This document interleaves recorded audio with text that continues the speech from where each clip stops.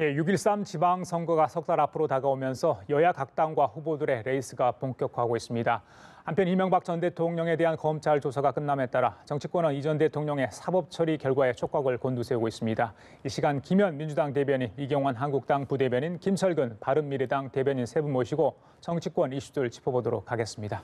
예, 안녕하십니까? 네, 안녕하세요. 예. 자, 오늘도 원내 교수단체 세 분의 대변인 모셨습니다. 주요 현안에 대한 각 당의 입장을 들어보도록 하겠습니다.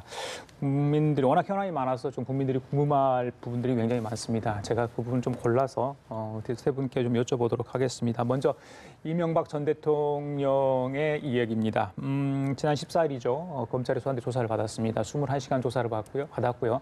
혐의 대부분은 부인했고요. 일부 혐의는 시인했다. 이런 얘기가 지금 전해지고 있습니다. 오늘 수사팀이 이제 구속 불구속 방안을 가지고 서울중앙지검장에 보고를 했고요.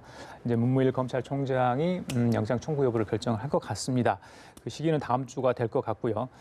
일단은 소환을 두고 여야 정치권이 당일에도 입장을 좀 내놓았습니다만은 제가 이제 구속 여부를 결정이 앞둔 시점에서 각 당의 입장을 먼저 들어보고 싶습니다. 자, 김 대변인.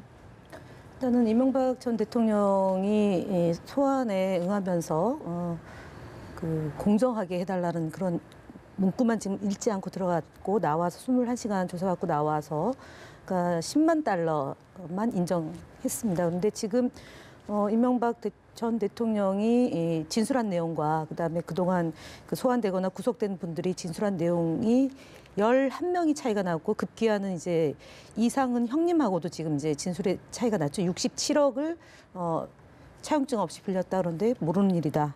이렇게 얘기를 하신 거예요. 그래서 일단 가족과도 진술이 틀리고, 그다음 주변 인물 측근들하고도 틀리고, 그다음에 그 국정원 관계자하고도 틀리고, 그다음에 기업하고도 틀리고 해서 굉장히 곤란한 상황에 처해 있는 것이 아니냐라는 거고요. 그다음에 영포 빌딩에서 나온 그 서류에 대해서도 그것을 국가에 돌려줘야 된다라는 그 이제 요구를 하고 합법적인 절차를 밟은 그러니까. 그 압수수색 영장을 밟은 그 서류에 대해서도 지금 돌려달라고 할 지경에 놓여 있기 때문에 죄의 무게로 치면 박근혜 전 대통령하고 또 더 무거울 수 있다라고 보여집니다. 지금 이제 박근혜 대통령의 경우는 18가지 제목으로 구속이 불가피하게 된 건데 이분의 경우는 지금 그러니까 처음부터 20가지입니다. 그러니까 어떤 게 더 튀어나올지 모르니까 제가 볼 때는 소환에 응하지 않았나 싶습니다. 그래서 문무일 검찰총장이 충분히 살펴보고 결정하겠다라는 그 말씀을 놓고 보면 법 앞에서 만인은 평등하기 때문에 국민들이 바라는 엄정한 수사를 원하는 80% 가까운 국민들의 여론을 무시하지 못하지 않을까 싶습니다. 자, 민주당은 일단 법대로 네. 그 말씀이시겠죠? 예. 자, 자유한국당은 어떻습니까? 예. 헌법상 이념인 헌법지주의에 따라서 법을 위반한 경우에 처벌받아야 되는 것은 명백한 거고요. 다만 그 헌법상에 보면은 법관은 헌법과 법률 그리고 오로지 양심에 따라서 판단해야 된다는 얘기가 있는데 이게 법조인의 기본적인 원칙입니다. 그 원칙에 따라서 검찰도 그렇게 수사를 하길 바라고요. 엄정이냐 공정이냐 문제가 있는데 엄정 이전에 공정해야 되지 않느냐라는 생각을 들고요. 그래서 공정한 수사만 이루어지면 거기에 대한 법적 책임은 당연히 이루어질 것이다. 저희들은 그렇게 보고 있습니다. 사실 이 변호사님 이 대변인 변호사이시잖아요. 그렇습니다. 전직 대통령 애우 차원에서 소위 말해서 증거인멸이나 도주, 그냥 구속 사유가 충분함에도 불구하고 그런 여러 가지 고려 사안 때문에 불구속해서 조사를 하는 방안, 그 부분에 대해서는 어떻게 보세요? 구속 사유에 증거인멸이나 도주 우려가 있는데요.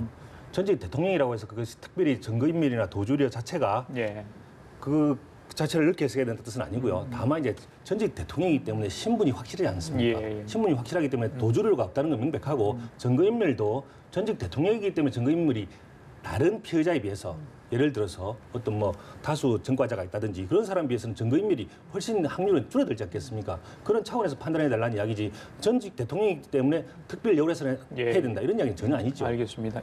자, 김철근 대변인. 이런 상황이 좀 참담하다 이렇게 생각이 됩니다. 지금까지 80년대 이후 모든 대통령들, 그러니까 YS와 DJ 대통령을 제외한 5분의 대통령이 검찰 수사를 받았습니다. 그리고 실제 형벌도 받은 상황이고요. 이것은 개인의 도덕성의 문제도 있겠지만 사실은 제왕적 대통령제가 가지고 있는 어떤 제도적인 문제가 있는 게 아니냐 예. 이런 점이 좀 접근을 하고 싶고요.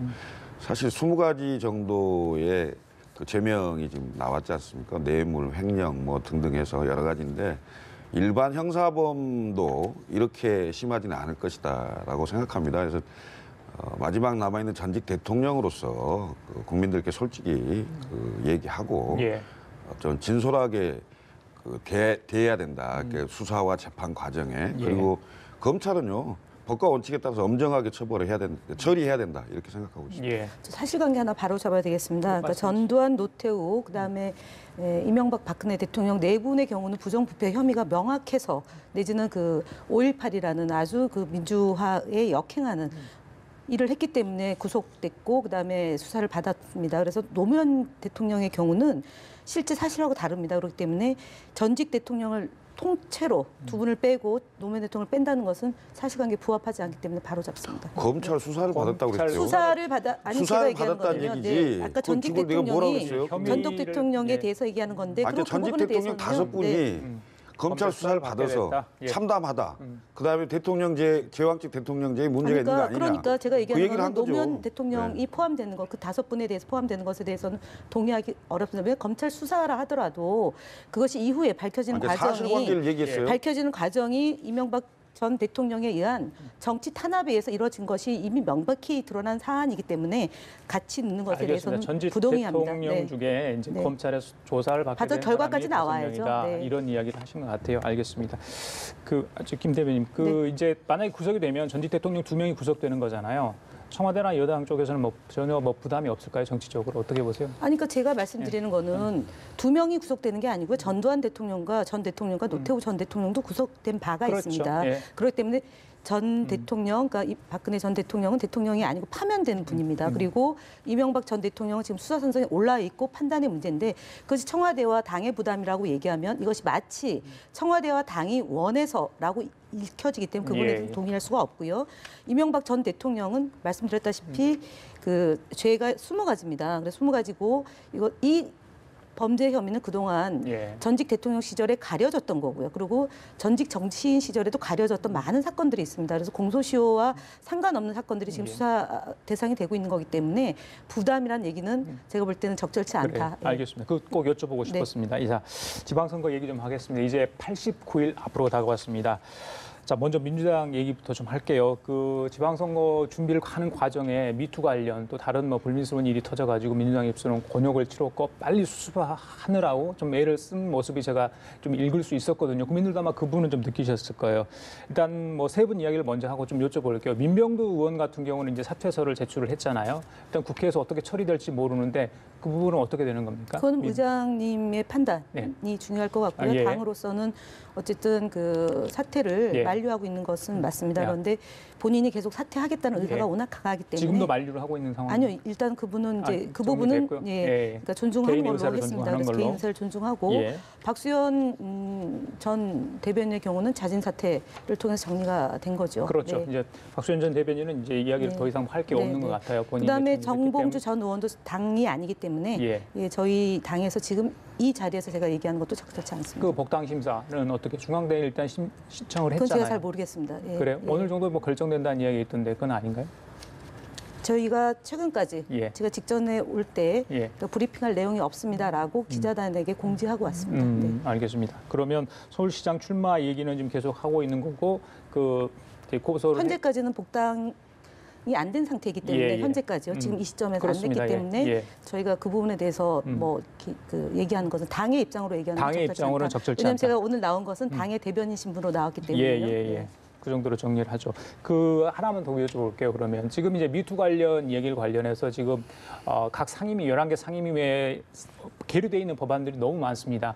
이 부분은 빨리 좀 그러니까 말이 정치권에서 이야기는 많이 하는데 실제 행동으로 옮기지 못하고 있거든요. 그 이유는 어디 있습니까? 일단은 그 국회가 열려야지 또 논의가 진행되는 거 아니겠습니까? 저희는 젠더 대책위원회를 구성을 해서 어쨌든 미투의 본질이 훼손되면 안 된다라는 입장을 매우 강하게 갖고 있습니다. 그래서 예. 첫 번째는 제도 개선을 하는 것이고요. 그다음에 두 번째는 피해자가 보호돼야 된다. 그리고 피해자 우선의 원칙입니다. 그리고 세 번째가 불관용의 원칙입니다. 예. 그렇기 때문에 거기에 맞춰서 이제 제도 개선을 해 나가는데 해당 상임위가 지금 열려 있지 않은 상황이니까 예. 논의가 열리면 논의가 진전이 있을 거라고 봅니다. 알겠습니다. 선거 관련해서 민주당 얘기는 잠시 후에 제가 하나 더 여쭤볼게요. 먼저 이제 한국당 얘기 좀 하겠습니다.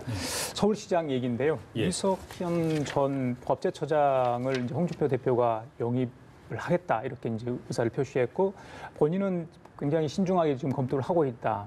글쎄 예. 아직 결정이 안 됐죠? 아직 결정은 안 됐습니다. 예, 그렇죠. 그런데 홍 대표는 이제 영입을 하겠다는 이야기를 하면서 왜 예. 그 안철수 전 대표 이 얘기를 했을까요?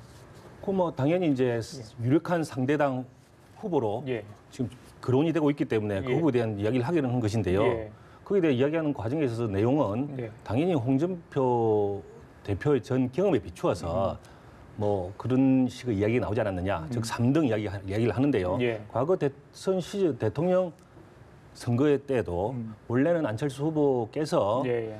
뭐 지지율이 아주 홍 대표 엄청난 차이를 가지고 있다가 결국은 끝은 3등으로 끝나지 않았습니까? 그 지지율이 차이가 많이 났다는 거죠. 예. 그런 개인적인 경험에 비추어서 지금 도 안철수 후보가 예. 경쟁이 있는 것처럼 이야기를 하지만 예. 실제로는 그렇게 될지 않을까라는 예. 본인의 개인적 경험에서 이야기하는 거 아니지 예. 않을까 싶습니다. 그렇게 말씀하신 것 자체가 유력 후보로 인정을 하는 셈이 아닐까요? 어떻게 그 보면 거꾸로 이야기하면. 유력 후보인 것은 틀림없는 사실이고요. 예. 뭐 남의 당 후보이긴 하지만 어쨌든 유력 후보이기 때문에 계속적으로 예. 언론에서 보도되는 것이고요. 알겠습니다. 유력 후보이기 때문에 또 홍 대표도 그런 했었던 거 아니겠습니까? 예. 알겠습니다. 자, 오늘 광역단체장 일부 후보 이제 결정이 됐잖아요. 그렇습니다. 예, 전략공천 하실 분들은 나왔는데 예. 그러면 서울시장도 전략공천으로 하는 건가요?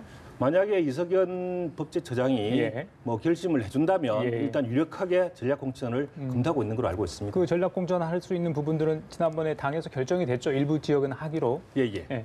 그렇습니다. 지금 뭐 단수 후보로 추천된 곳은 대부분 다 이제 5곳이 이미 확정이 된 걸로 이야기되고요. 예. 그다음에 이제 뭐 몇몇 곳에서 전략 공천을 하겠다 이렇게 예. 얘기를 하고 있는 겁니다. 알겠습니다. 자, 홍준표 대표 얘기를 했으니까 안철수 대표 전 대표 이야기를 해가지고 좀 발끈한 것 같아요. 바른미래당에서는 어떻게 들으셨어요? 그 부분은?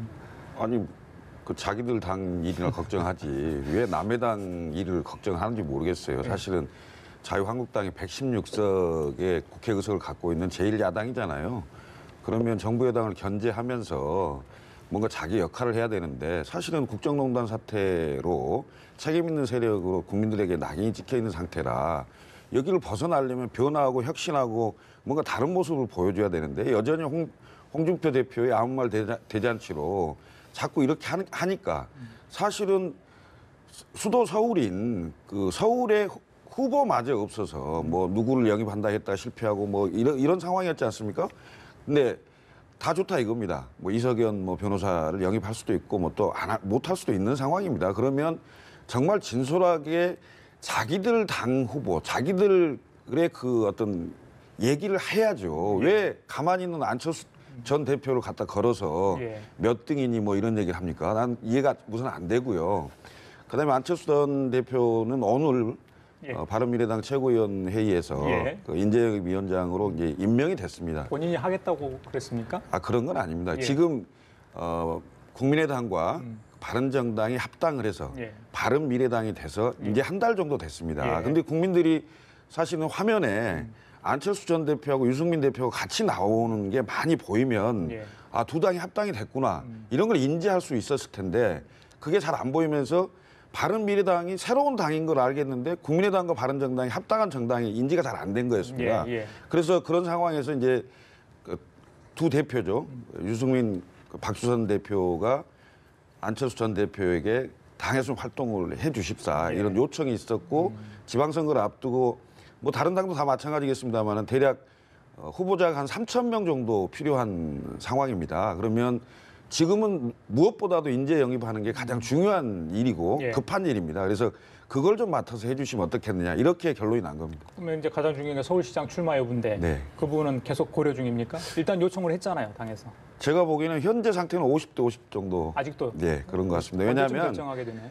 이런 거겠죠. 바른미래당이 가지고 있는 인적 자원과 그다음에 지방선거 전략과 이런 것을 고려하면서 당 지도부와 함께 그러면 바른미래당의 중요한 정치적 자산 중에 한 사람인데 안철수 전 대표를 서울시장에 내보는 게 더 좋겠느냐.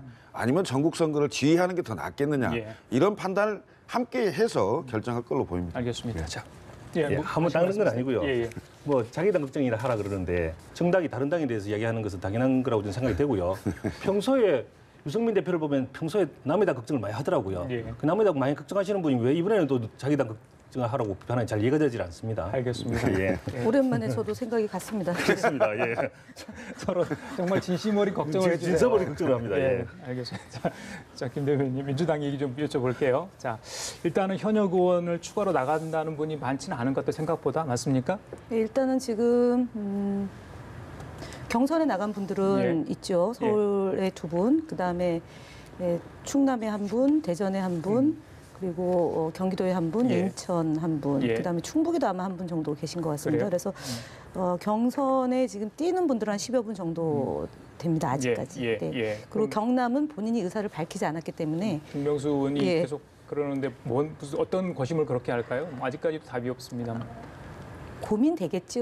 네, 고민될까요? 고민되겠죠. 예. 그리고 사실은 국회의원 한 개 2년이 채 안 되지 않습니까? 그러면 지역 주민에 대한 도리도 있는 거고요. 예. 그다음에 또 그 지난번에 물론 그 보궐선거에 나와서 도지사 경선을 했지만 어쨌든 그 많은 고민이 되지 않겠습니까? 알겠습니다. 충분히 당은 인정하고 이해합니다. 오늘 공관위가 꾸려집니까? 오늘 못했습니다. 아, 못했죠. 예, 예. 그러면 선거대책본부 꾸리는 것도 더 늦어지겠네. 뭐 다음 주 정도 하는 겁니까? 자, 다음 주 미투 초에 될것 운동 같습니다. 때문에 사실은 준비하는 과정이 좀 차질이 빚어졌다. 일정에 이런 얘기가 나오는데 맞습니까? 네, 맞습니다. 예. 네. 그 국민들도 놀라셨을 거고 예. 사실은 제가 지난주에 연합뉴스 TV에 못 나왔지 않습니까? 아마 그게 그 사건하고도 연관되어 있습니다. 차마 나와서 예. 이 송구스럽고 죄송한 마음을 전할 길이 없어서 제가 방송에 못 나왔듯이 이 많은 충격을 받은 거죠. 지지자들도 예. 그렇고 지금도 뭐 그 충격이 다 해소됐다고 보지는 않습니다. 알겠습니다. 다시 한번 송구스럽고 죄송한 말씀 예. 드리고 저희는 이제 누차 말씀드렸지만 문재인 정부 탄생이 그냥 투표를 당일날 해서 형성된 정부가 아니기 때문에 촛불 민심을 반영하고 그다음에 최근에 2018년 남북 정상회담 이제 목전에 있고요. 그다음에 북미 정상회담을 기어이 성사시켜서 한반도 평화를 구축하는데 저희 당으로서도 최선을 뒷받침을 해야 되는 거고 예.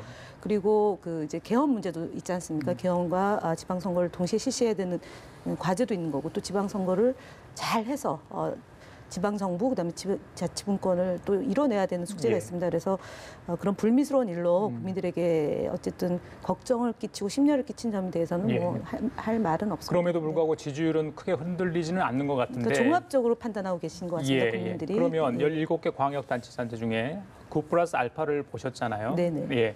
그러면 이번 파문으로 인해서 혹시 좀 유태롭지 않나, 또 전략을 수정해야 되지 않나 이런 논의가 좀 진행 중인가요? 그 부분 아직 어떻습니까? 그 얘기는 못 하고 있습니다. 예, 그러니까 전략을 예.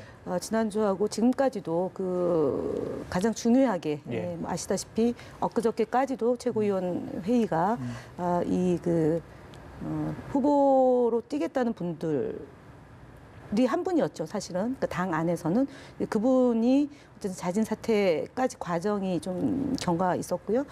아마 이번 주 지나고 다음 주 초에 예. 구체적으로 지방선거에 대한 그 대책이 밀도 있게 다음 주 정도요? 논의될 예. 거라고 봅니다. 그래요. 네. 알겠습니다. 좀 김 대표께서 개헌 얘기를 했는데 아마 이게 정말 중요하죠. 정치권도 중요하고 국민들에게도 미치는 영향만큼 정말 중요하고 잘 결정이 돼야 될 텐데 자, 21일입니다. 문재인 정부가 내놓은 그 개헌안 초안 자체. 발의 시점이 21일로 일단 잡고 있습니다. 근데 국회에서는 아무런 진척이 없습니다. 여야 원내대표들이 만나서 지금 3번인가 만나서 회의를 하지 않았나요?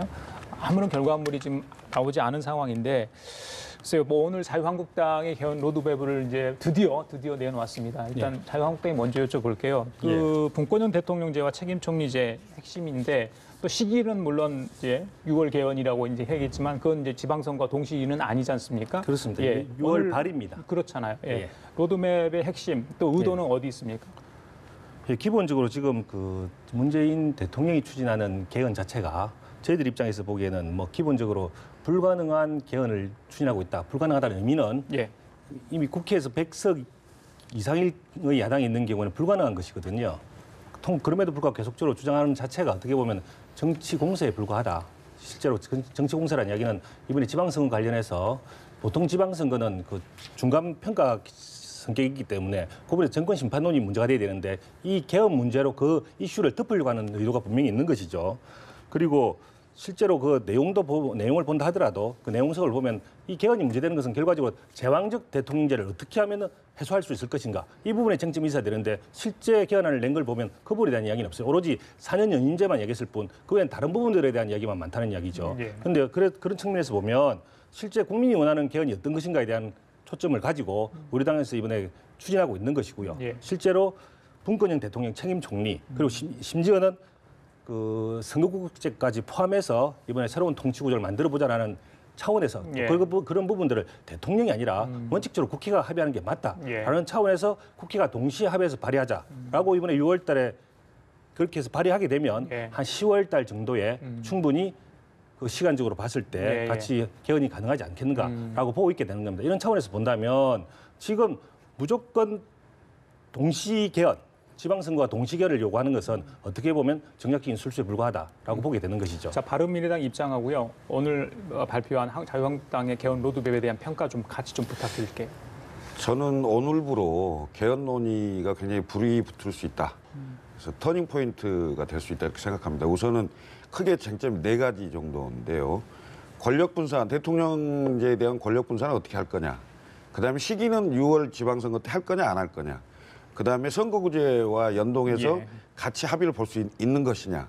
그리고 지금 권력구조 문제 있지 않습니까? 검찰, 경찰 등 이 권력 기관에 대한 문제를 어떻게 할 것이냐. 이 부분이 사실은 3당 원내대표 간에 논의하고 있는 상황입니다. 그런데 지금까지는 양측이 그러니까 1당과 2당이 본인의 안이 없었어요. 없고 막 여러 가지 얘기만 있었거든요. 근데 사실상 지금 대통령 안이 나왔고 그다음에 제1야당의 안이 나왔습니다. 그래서 권력 분산의 문제와 시기의 문제는 제가 보는 협상이 될 수 있다. 이렇게 생각을 하고요. 우선 급한 김에 한 말씀만 드리면 6월 지방선거를 앞두고 기초의원 4인 선거구가 지금 2인 선거구로 다 쪼개지고 있어요. 그 부분에 대해서 그거에 대해서는 지금 더불어민주당과 자유한국당이 지역의회를 장악하고 있으면서 완전 담합을 하고 있습니다. 4인 선거구제는 다양한 민의가 반영되는 그야말로 그런 선거구제인데 지금 국회에서도 소선거구제가 민의를 그대로 반영하지 못한다고 해서 비례성을 강화하거나 중대선거구제를 하자고 하는 판에 지금 현재 지방의회 4인 선거구제를 2인으로 쪼개서 결국 1당하고 2당만 하겠다. 이렇게 나오는 것이 그렇게 자기들 이익에는 담합을 하고 개헌 문제는 서로 안 한다 그러고 이런 판입니다. 그래서 저는 이런 식의 정치를 하는 거에 대해서는 제발 두 당이 중단해 주시고 반성하고 제대로 갔으면 좋겠다. 이 말씀 드리겠습니다. 자, 민주당은 굉장히 답답한 심정일 것 같아요. 싸잡아서 또 두 분이 연대를 해서 우리 더불어민주당을 마치 자유한국당하고 야당이라는 같이 거 감안하시고 말씀하시죠. 근데 그거는 좀 적절치가 않고요. 개헌에 대해서 지금 오늘 한국당이 6월에 여야 합의로 발의를 하자 그럼 10월 달에 한다고 말씀을 하시는데 아니죠. 60일 안에 해야 되기 때문에 잠깐만요. 종료라는 이야기입니다. 그러니까 60일 안에 이제 돼야 되고 그다음에 최단 38일, 최장 60일 이렇게 되는 거죠. 6월 달에 할 거 왜 지금 못 합니까? 국회의원들이 지금 뭐 바빠서 상임위가 있는 것도 아니고 뭐 정기국회가 있는 것도 아니고요. 그 10월 달로 가면 정기국회 들어갑니다. 그럼 정기국회 때 바빠서 또 못 합니다. 그리고 6월 지방선거 끝나면 각 당의 위치가 어떻게 될지 모릅니다. 모른다는 얘기는 결과에 따라서 이합 집산이 또 형성되거나 아니면 굉장히 분주해집니다. 그리고 원내대표도 5월 14일이면은 임기가 끝납니다. 그러면 새롭게 원을 구성해야 되는 문제가 남아 있습니다. 6월, 7월 이렇게 가면 의장도 선출해야 되고요. 하반기 국회가 정말 바쁜 시기가 6, 7월입니다. 그러니까 지금 의원들 별로 안 바쁜 시기예요. 그리고 물론 공천하고 지방선거 해야 되지만 의원들 한 사람이 여러 가지 일을 할 수 있을 정도의 실력 있는 분들이 다 지금 국회의원으로 있습니다. 그렇기 때문에 그 개헌특위에 소속되어 있는 의원과 원내대표와 의논하면 됩니다. 이분들은 한 20명 정도 되니까 그분들의 목적이 국민들이 월급을 주는 목적이 그런 일을 하라는 겁니다. 하고 그 안이 만들어지면 회부를 해야죠. 발의를 하고 그다음에 그 60일 안에 처리를 하면 됩니다. 그렇기 때문에 지금 현재 자유한국당이 6월 여야 합의는 대통령의 발의안에 대해서 예. 헌법에 보장된 대통령의 권한을 훼손시키려는 정략적 의도밖에 안 되는 겁니다. 그리고 또 하나는요. 1,200억 원 간단한 돈 아닙니다. 분리해서 실시하면 1,200억 원입니다. 그러니까 2달 땡기느냐 원래 약속을 지키느냐. 국민과의 약속 중요합니다. 알겠습니다. 국민과의 약속 지키십시오. 제발. 21일 날 개헌이 발의될지 여부 또 각 당은 어떤 입장을 내놓을지 저희들이 다음 주에 세 분을 모시고 또 이야기를 나눠보도록 하겠습니다. 자, 지금까지 김현민주당 대변인, 이경환 한국당 부대변인, 김철근 바른미래당 대변인과 함께 얘기 나눠봤습니다. 말씀 감사합니다. 예.